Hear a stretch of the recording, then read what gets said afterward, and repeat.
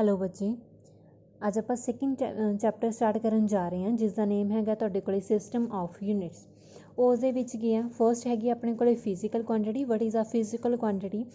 That quantity which measure directly or indirectly. ਉਹ quantity ਜਿਸ ਨੂੰ ਆਪਾਂ ਡਾਇਰੈਕਟਲੀ ਔਰ ਇਨਡਾਇਰੈਕਟਲੀ ਕੀ ਹੈ ਮੈਜ਼ਰ ਕਰ ਸਕਦੇ ਹਾਂ, ਉਸ ਨੂੰ ਆਪਾਂ ਕਿਹੜੀ ਕੁਆਂਟਿਟੀ ਕਹਿ ਰਹੇ ਹਾਂ? Physical quantity. ਸੈਕਿੰਡ ਤੁਹਾਡੇ ਕੋਲ ਡੈਫੀਨੇਸ਼ਨ ਹੈਗੀ ਹੈ ਯੂਨਿਟ ਦੀ। ਯੂਨਿਟ ਕੀ ਆ? यूनिट अपने को की है chosen standard of the same kind taken as reference in order to measure a physical quantity। कोई भी physical quantity है उसनू measure करने के लिए आपां जिहड़ा chosen standard एक standard यूज़ कर रहे हैं उसनू की कह रहे हैं आपां यूनिट।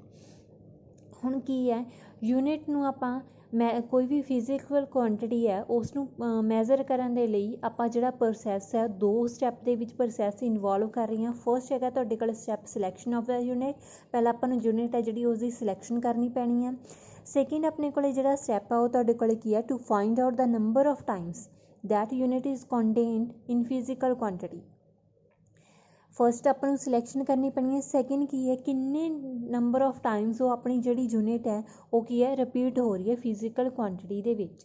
सपोज हुण तुहाडे कोल कोई भी टेबल है, आपां एग्जाम्पल लैके चले हाँ। सपोज कोई भी तुहाडे कोल टेबल है, टेबल नूं आपां की है मैजर करना, उसकी लैंथ नूं आपां मैजर करना भी किन्नी उसकी लैंथ है।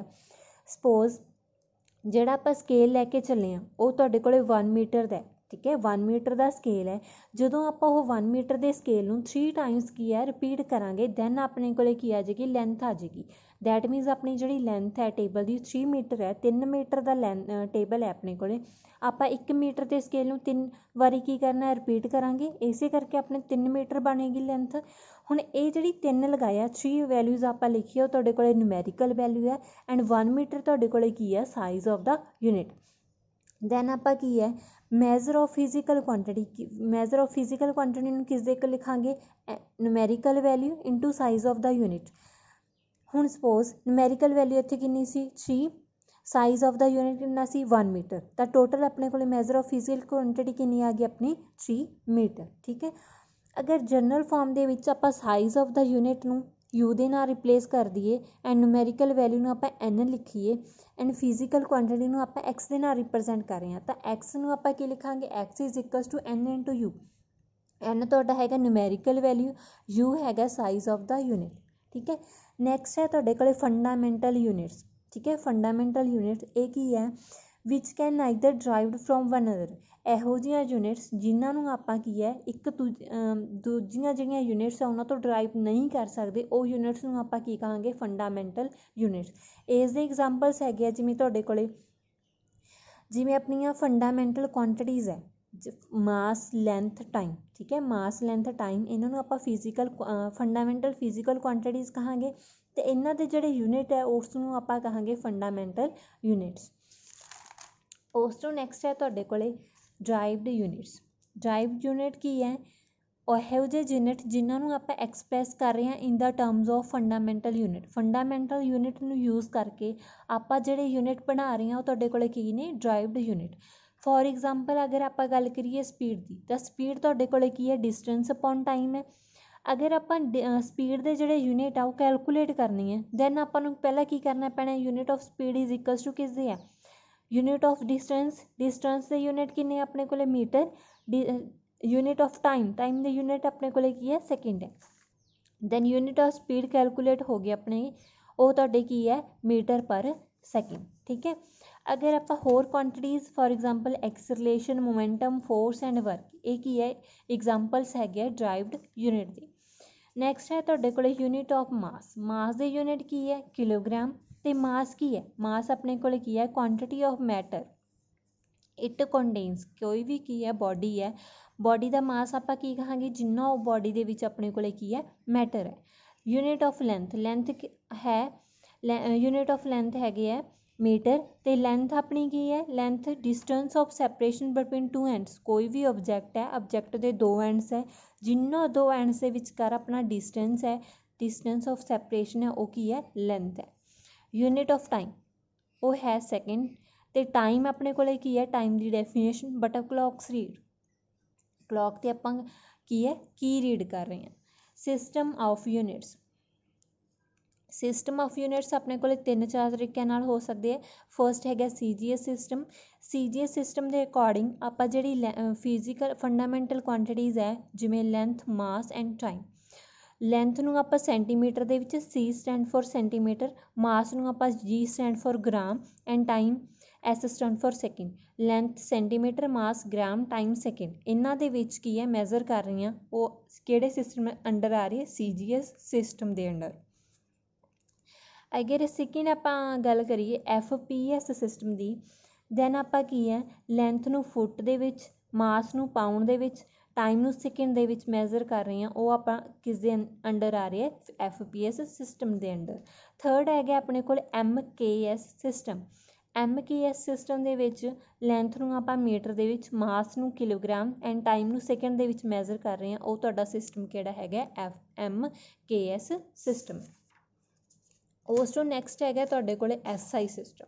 ਠੀਕ ਹੈ, SI ਸਿਸਟਮ ਦੇ ਅਕੋਰਡਿੰਗ ਆਪਾਂ ਜਿਹੜੀਆਂ ਬੇਸਿਕ ਸਪਲੀਮੈਂਟਰੀ ਯੂਨਿਟਸ ਹੈ, ਬੇਸਿਕ ਸਪਲੀਮੈਂਟਰੀ ਫਿਜ਼ੀਕਲ ਕੁਆਂਟੀਟੀਜ਼ ਹੈ, ਉਹਨਾਂ ਨੂੰ ਸਟੱਡੀ ਕਰਨਾ ਹੈ। ਸਪੋਜ਼ ਹੁਣ ਤੁਹਾਡੇ ਕੋਲ 7 ਜਿਹੜੀਆਂ ਹੈਗੀਆਂ ਬੇਸਿਕ ਕੁਆਂਟੀਟੀਜ਼ ਹੈ। ਫਸਟ ਹੈਗੀ ਹੈ length, mass, time, temperature, electric current, luminous intensity, quantity of matter. ਇਹਨਾਂ ਦੇ ਯੂਨਿਟ ਕੀ ਹੈ ਅਕੋਰਡਿੰਗ ਟੂ SI ਸਿਸਟਮ।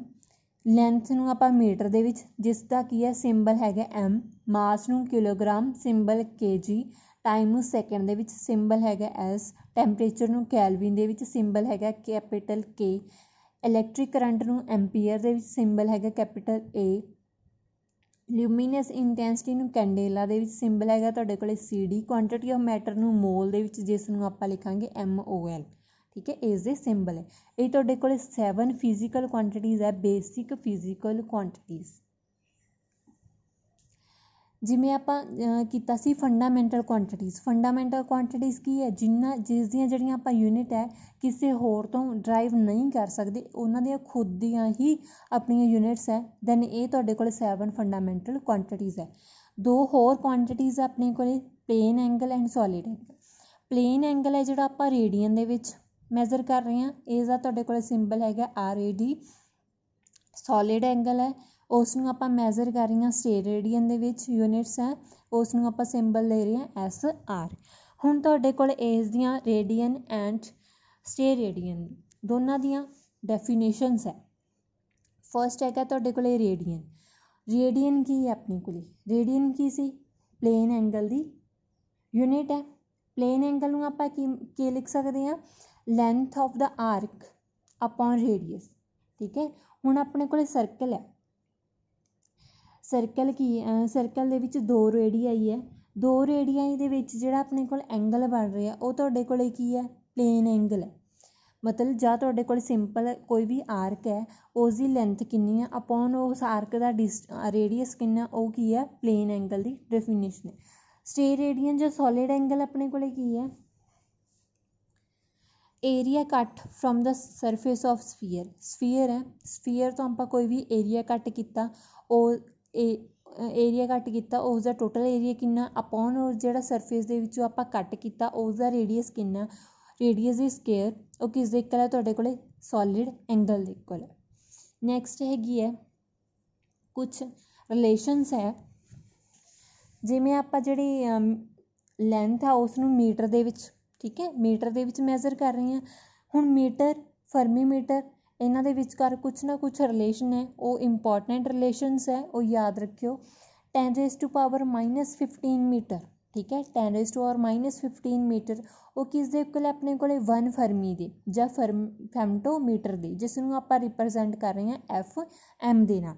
ਹੁਣ ਤੁਹਾਡੇ ਕੋਲ ਕੀ ਹੈ, ਜਿਹੜਾ ਨਿਊਕਲੀਅਸ ਹੈ, ਨਿਊਕਲੀਅਸ ਦਾ ਸਾਈਜ਼ ਕਿੰਨਾ ਹੈਗਾ 10⁻⁻15 ਮੀਟਰ। ਦੈਟ ਮੀਨਸ ਆਪਾਂ ਕੀ ਕਹਿ ਸਕਦੇ ਹਾਂ ਵੀ ਜਿਹੜਾ ਆਪਣਾ ਨਿਊਕਲੀਅਸ ਦਾ ਰੇਡੀਅਸ, ਨਿਊਕਲੀਅਸ ਦਾ ਸਾਈਜ਼ ਆ ਉਹ ਤੁਹਾਡਾ ਕਿੰਨਾ ਹੈ 1 ਫਰਮੀ ਹੈ ਜਾਂ 1 ਫੈਮਟੋਮੀਟਰ ਹੈ। ਨੈਕਸਟ ਹੈਗਾ 10⁻10 ਮੀਟਰ, ਉਹ ਕਿਸ ਦੇ ਇਕੁਅਲ ਹੈ 1 ਐਂਗਸਟ੍ਰੋਮ ਦੀ, ਠੀਕ ਹੈ, 10⁻10 ਮੀਟਰ 1 ਐਂਗਸਟ੍ਰੋਮ ਦੇ ਇਕੁਅਲ ਹੈ। 10⁻6 ਮੀਟਰ, ਉਹ ਤੁਹਾਡੇ ਕੋਲ ਤੁਹਾਡਾ ਕਿਸ ਦੇ ਇਕੁਅਲ ਹੈ 1 ਮਾਈਕਰੋਨ ਦੇ ਜਾਂ 1 ਮਾਈਕਰੋਮੀਟਰ ਦੇ, ਠੀਕ ਹੈ। ਹੁਣ 1 ਲਾਈਟ ਈਅਰ, ਲਾਈਟ ਈਅਰ ਕੀ ਹੈ ਜਿੰਨਾ ਲਾਈਟ ਇੱਕ ਸਾਲ ਦੇ ਵਿੱਚ ਜਿਹੜਾ ਡਿਸਟੈਂਸ ਟਰੈਵਲ ਕਰ ਰਹੀ ਹੈ ਉਸ ਨੂੰ ਆਪਾਂ ਕੀ ਕਹਿ ਸਕਦੇ ਹਾਂ, ਲਾਈਟ ਈਅਰ। 1 ਲਾਈਟ ਈਅਰ ਕਿਸ ਦੇ ਇਕੁਅਲ ਹੈ, 9.46 × 10⁻15 ਮੀਟਰ ਦੇ ਐਸਟ੍ਰੋਨੋਮੀਕਲ ਯੂਨਿਟ। ਐਸਟ੍ਰੋਨੋਮੀਕਲ ਯੂਨਿਟ ਕੀ ਹੈ, ਜਿੰਨਾ ਆਪਣੇ ਕੋਲ ਡਿਸਟੈਂਸ ਹੈਗਾ ਸਨ ਅਤੇ ਅਰਥ ਦਾ, ਉਹਨਾਂ ਦਾ ਜੇ ਅਗਰ ਆਪਾਂ ਮੀਨ ਕਰ ਦਾਂਗੇ ਉਹ ਕੀ ਹੈ ਤੁਹਾਡੇ ਕੋਲ ਐਸਟ੍ਰੋਨੋਮੀਕਲ ਯੂਨਿਟ ਹੈ। 1 AU ਕਿਸ ਦੇ ਇਕੁਅਲ ਹੈ, 1.496 × 10⁻11 ਮੀਟਰ ਦੇ। ਅੱਗੇ ਹੈਗਾ 1 ਪਾਸਕ। 1 ਪਾਸਕ ਕਿਸ ਦੇ ਇਕੁਅਲ ਹੈਗਾ, 3.08 × 10⁻16 ਮੀਟਰ ਦੇ ਇਕੁਅਲ ਹੈ। ਨੈਕਸਟ ਤੁਹਾਡੇ ਕੋਲ ਜਿਹੜੀ ਆਪਾਂ ਕਿਲੋਗ੍ਰਾਮ ਕੀਤੀ ਹੈ ਮਾਸ ਦੀ ਯੂਨਿਟ, ਅਤੇ 1 AMU, ਠੀਕ ਹੈ। 1 AMU ਅਟੋਮਿਕ ਮਾਸ ਯੂਨਿਟ, ਉਸ ਦੇ ਵਿੱਚ ਰਿਲੇਸ਼ਨ ਕੀ ਹੈ, 1 AMU ਇਕੁਅਲ ਹੈ ਤੁਹਾਡਾ 1.66 × 10⁻27 kg ਦੇ ਇਕੁਅਲ ਹੈ। ਇਹ ਕੁਛ ਆਪਣੇ ਕੀ ਹੈ ਰਿਲੇਸ਼ਨਸ ਹੈ। ਉਸ ਤੋਂ ਬਾਅਦ ਹੈਗਾ ਆਪਣੇ ਕੋਲੇ